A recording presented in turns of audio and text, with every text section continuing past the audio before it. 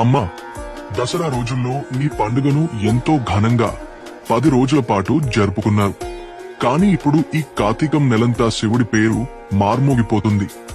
ఏమిటమ్మా ఈ పండుగలోని అంత స్పెషాలిటీ? బిడ్డా, ఇది సాధారణమైన నెల కాదు. కార్తీకం ఒక పవిత్రమైన కాలం. ఈ నెలలో వెలిగే ప్రతి దీపం ఒక దైవిక జ్యోతిలాంటిది. అంటే ఇదేనా అమ్మా కార్తీక దీపం? కాని ఈ దీపానికి ఎందుకింత ప్రాముఖ్యత?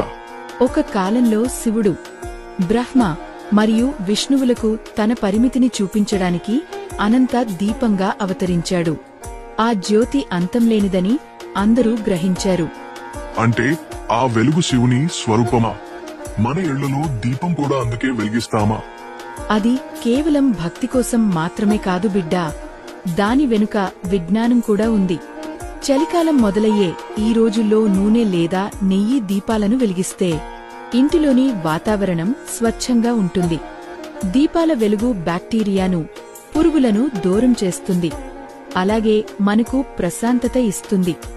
ఆహా, అంటే దీపం వెలిగించడంలో శాస్త్రీయ పరంగా కూడా ఉపయోగం ఉన్నట్టే.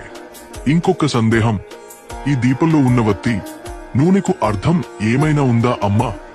వత్తి అంటే మనలోని అహంకారం, నూనె అంటే మనలోని లోపాలుగా భావించి దీపం వెలిగిస్తే ఆ అగ్నిలోని మన అహంకారం మరియు లోపాలు దహనమే. మనలోని చీకటిని తొలగించడమే ఈ దీపారాధన యొక్క ఉద్దేశ్యం. చాలా బాగుంది. ఎంతో అర్థవంతమైన పండుగ ఇది. నేను కూడా దీపం వెలిగిస్తాను. నాకు మీరు సహాయం చేయండి.